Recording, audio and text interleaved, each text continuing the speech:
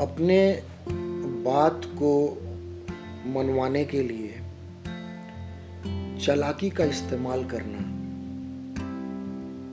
जिसे हम अंग्रेजी में मैनिपुलेशन कहते हैं, और इंसान इसमें इतना माहिर हो जाता है समय के साथ साथ कि वो कोई रिश्ता भी नहीं समझता। इस दुनिया में सबसे पुराना और स्थायी रिश्ता कौन सा है? किसके साथ है? माँ के साथ, बाप, भाई, अपने किसी प्रेमी या प्रेमिका, परिवार के सदस्य, जिनके साथ आप बिल्कुल 0 से 1, 2, 3, 4 अपने हिसाब से गिनती जैसी आपकी। मगर मैनिपुलेशन हर जगह है। बहुत समय से मेरे दिमाग में ये आ रहा था, लेकिन सोचा मैंने कि कभी ना कभी इसके ऊपर बात करूंगा, लेकिन हाल फिलहाल ही ये हुआ कि मेरा इरादा पक्का हो गया कि इसके ऊपर बात कर ही ली जाए। मेरे पास क्लाइंट्स आते रहते हैं और बहुत बहुत रईस मर्सिडीज से उतरते हैं, BMW से उतरते हैं, परिवार के साथ आते हैं, और जब एक बेटा या बेटी बड़े प्यार से घुसते हैं कि मम्मी का बर्थडे है, इनके लिए कुछ अच्छा सा दिखाओ। और लोगों को तो बजट बताने में थोड़ी शर्म आती है, क्योंकि अब लोगों को लगता है कि नहीं, अगर मैं किसी एक विशेष संख्या के बारे में बात करूंगा तो शायद मेरी वैल्यू वहां थोड़ी कम हो जाएगी। Let them guess how rich am I. Budget की कोई बात नहीं है, कुछ भी दिखाओ। पर जब आप अच्छी चीज दिखाते हो और उनकी माँ को पसंद आ जाती है, फिर वो लास्ट में प्राइस पूछते हैं और बीच बीच में बोलते रहते हैं, अरे not to worry, price is nothing, आप 1 लाख का दिखा दो, बस पसंद आना चाहिए। और इतने के बाद जब माँ हो या बाप हो या कोई भी आपका प्रेमी हो, वो चीज को जब पसंद कर लेता है, तब शुरू होती है मैनिपुलेशन। अरे मम्मा, ऐसा तो आपके पास था ना वो बर्बरी वाला, प्राडा देख लो कुछ। अरे भैया कुछ अच्छा दिखाओ ना यार, इससे भी ऊपर दिखाओ ना, कुछ लिमिटेड एडिशन दिखा दो।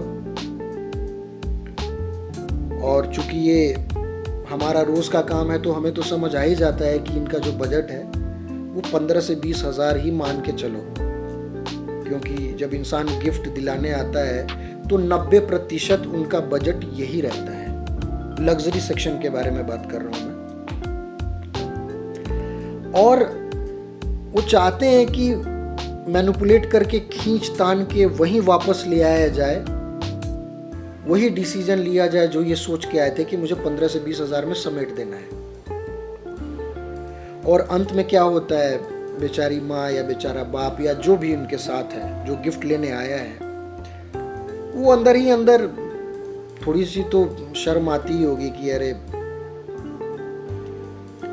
इसी बात में मुझे ना एक फिल्म की एक झलक याद आ गई। फिल्म का नाम है देवदास, जिसमें किरण खेर ऐश्वर्या का रिश्ता लेकर जाती है शाहरुख खान के घर में, और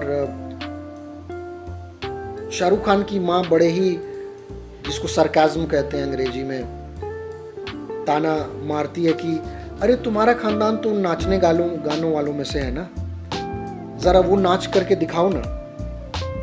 तो ऐसा नहीं है कि किरण खेर को समझ नहीं आता कि वो उसे नीचा दिखाने की कोशिश कर रही है, मगर वो चाहती है कि किसी तरह मेरी बेटी का रिश्ता जुड़ जाए उस परिवार में, और वो दिल खोल के नाचने लगती है। और ये सब ऐश्वर्या के पिताजी अपने बालकनी या छत पे खड़े होकर देख रहे होते हैं, और उनकी आंखों में तो आंसू हो जाता है, क्योंकि वो तो समझ रहे हैं दुनिया को। तो ठीक उसी तरह आप अपने परिवार के सदस्य को ना नचा रहे हैं, सिर्फ मैनिपुलेट करने के चक्कर में कि अंत में वो वही चीज़ खरीदें जो आप चाह रहे हैं, जो आपका बजट है। खुल के आप बता नहीं रहे। और माँ बाप से कैसी शर्म, और अगर शर्म है तो फिर आप अपने कैसे हुए। मुझे अपनी याद है, मेरी पहली तनख्वाह कुछ दिनों का हिसाब किताब करके मुझे मिला था लगभग 6700 रुपये, 6700 रुपीज़। उसमें से मैंने 1000 रुपये अपने घर भेजे कि मेरे तरफ से पार्टी कीजिएगा आप लोग। वो लोग बड़े खुश हुए। बात 1000 रुपये की नहीं थी, बात थी कि मेरी सोच की, जो उन्हें अच्छी लगी। उन्होंने मेरा इंतज़ार किया। जब मैं घर गया तो 1000 रुपये के बजट में पूरे परिवार ने उसका जो भी मंगाया, जो भी मिल बांट के खाए और खुशी मनाई। वहाँ कोई मैनिपुलेशन नहीं था। बट चूंकि मैं रोज़ देखता हूँ ये मैनिपुलेशन है, तो मुझे अंदर से बड़ा गुस्सा सा महसूस होता है और मैं वहीं टोकने लगता हूँ। और ऐसा लगता है कि सामने वाली की मैं क्लास लगा दूँ और मैं तर्क वितर्क करने लगता हूँ, जबकि मुझे ऐसा नहीं करना चाहिए। मुझे तो खुश होना चाहिए कि जो बिक रहा है बेचो उसे। मगर बात सिर्फ खरीद बिक्री की नहीं है। और चूंकि आप सब तो जानते हैं, मैंने पहले भी कहा है कि मैं अमिताभ बच्चन के फिल्मों को देखकर बड़ा हुआ हूँ, तो एक और डायलॉग है फिल्म त्रिशूल का कि दुनिया में बहुत सारी चीज़ें फ़ायदे और नुकसान से बढ़कर होती हैं और ये बात हर किसी के समझ में नहीं आती। और ऐसे भी बहुत लोग हैं, जैसे कोई जोड़ी हो, वो शॉपिंग के लिए आते हैं, उनमें से एक दूसरे पे डिपेंडेंट रहता है कि वो जैसा बोलेगा, इसे ज़्यादा जानकारी है, इसे ज़्यादा समझ है फैशन के बारे में, और यकीन मानिए उनका भरोसा उतना ही वाहियात निकलता है। शायद ये बात उन्हें समझ नहीं आती, मगर एज अ थर्ड पर्सन मुझे तो समझ आ रही है। अगर एक लड़की एक लड़के के लिए चीज़ पसंद कर रही है तो कुछ भी उठा ले रही है। कई बार तो वो फीमेल सेक्शन का प्रोडक्ट उठा के दे रही है कि ट्राई दिस, ये वाला ट्राई कर लो। और अंदर से मुझे बुरा लगते हुए मुझे टोकना पड़ता है कि अरे मैम क्या कर रही हैं, तो फेमिनिन है। Oh I didn't see it clearly. फिर आप आई क्यों है साथ में, और क्यों ये इंसान आप पे डिपेंडेंट है कि आपकी पसंद बहुत अच्छी है?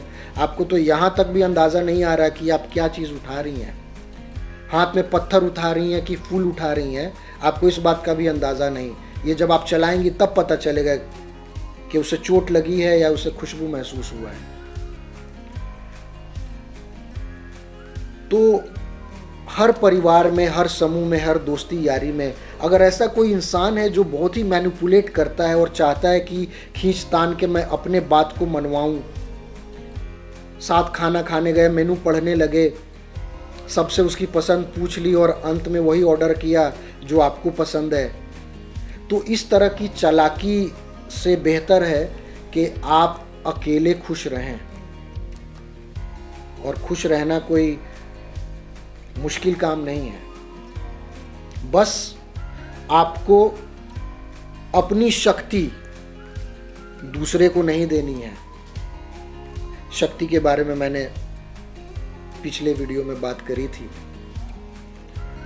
बाकी तो आप सब समझदार हैं ही। कोशिश कीजिए कि आप इसको अपनाइए और दुनिया की चालाकी से बचिए, क्योंकि चालाकी में इंसान ज़िंदगी जी नहीं पाता, उसका दिमाग व्यस्त रहता है चालाकी में।